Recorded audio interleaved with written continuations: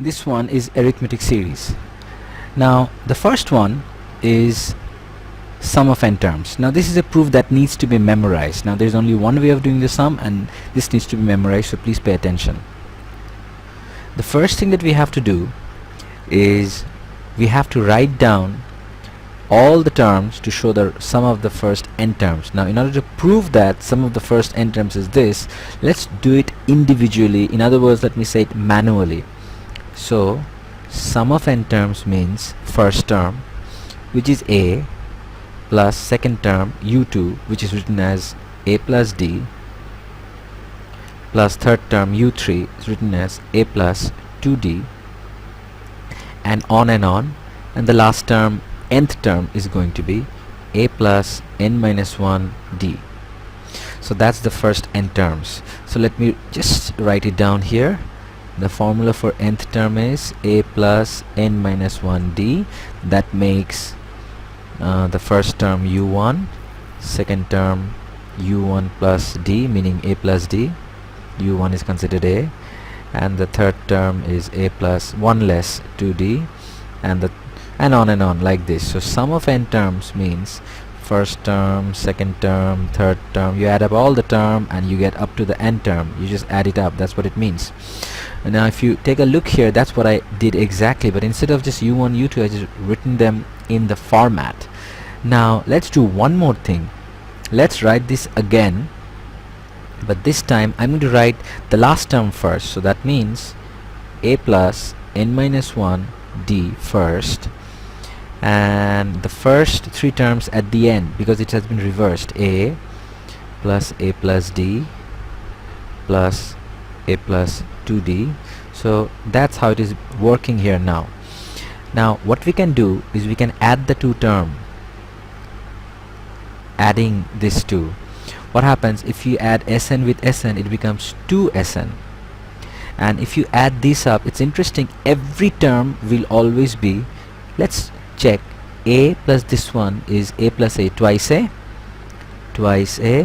plus n minus 1 d. If you check the last term, a plus n minus 1 d would be twice a plus n minus 1 d. So individually if you add every term would be twice a plus n minus 1 d. So that can be done. Now how many of these are there? Of course n. There are n terms. So if one term is this, there is going to be n term of them. So you multiply this with n. Let me explain this with the help of an example. Suppose you're talking about sum of first 100 terms. If you write S100 as 1 plus 2 plus 3 up to the last term, which is 100. Now if I reverse this S100 and write 100 first, and then write the first three terms before, like this, if you check, now if I add this, then S100 plus S100 is 2S100. Now 100 plus 1 is 101, plus 2 plus the one previously to 100 is 99. This would also be 101, plus the one previous that is 98. 98 plus 3 is also 101, and on. If you want to check the last one, 100 plus 100 is 101. So every term is going to be 101. Now instead of adding 101s, we know there are 100 terms. That means we can just say 100 into 101, right? Instead of adding 101 100 times, we can just multiply it with 100. So that's what's happening. So here, instead of adding twice a plus n minus 1 d, we just know there are n terms, so multiply by n. So here what we can do, therefore we can write sum of n terms is n by 2 twice a plus n minus 1 common difference. That's what happens, and this is exactly what they wanted us to prove. They wanted to prove the formula for sum of the first n terms, and this is the proof. So you need to memorize this proof because they give it quite a number of times, and this is a GP. Now the first thing that we have to prove is we have to prove that the sum of n terms is this. Now let me remind you a little bit about GP. Geometric progression is a series that goes on like this, and we multiply by the same number we keep multiplying by the same number and we get the next term. So arithmetic series, we keep adding or subtracting by the same number. Here we keep multiplying or dividing by the same number. So the nth term is a r to the power n minus 1. That means u1 is a, u2 is a r, u3 is a r squared, u4 is a r to the power 3. You get the idea. Now the sum of n terms, of course it should be sum of the first n terms. So there are actually two formula. One, if r is more than 1, be it positive or be it negative, we call it divergent series. And the sum of n terms formula would be a into, since r is more than 1, r to the power n minus 1 divided by r minus 1. But this is not the case here. This is, they're telling us to prove conversion. So if r is less than 1 or more than minus 1, we call it convergent. And convergent series has a formula which is sum of n terms a into 1 minus r to the power n 1 minus r.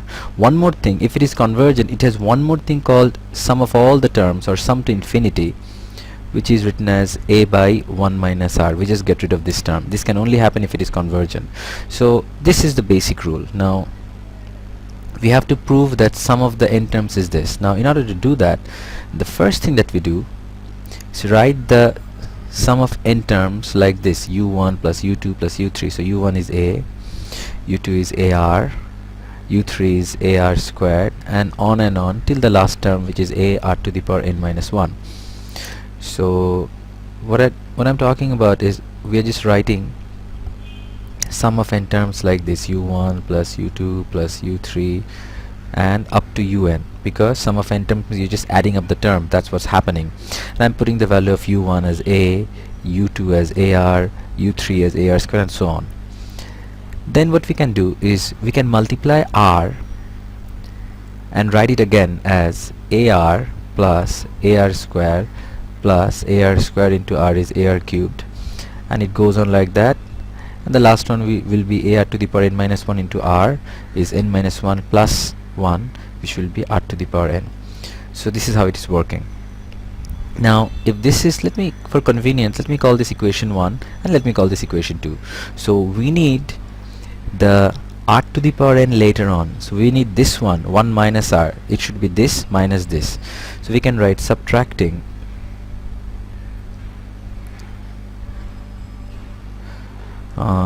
we can write equation 1 minus equation 2 like this. So it will be Sn minus r Sn. Now if you subtract this minus this, what would happen? Everything will cancel out. This and this will cancel out. This and this, everything will cancel out. Only two things will remain. The first one, a, minus the last one, a r to the power n. These two will remain. So if we take Sn common, it will be 1 minus r, and here if you take r common, it will be 1 minus r to the power n. So divided by sum of n terms convergent, a 1 minus r to the power n divided by 1 minus r.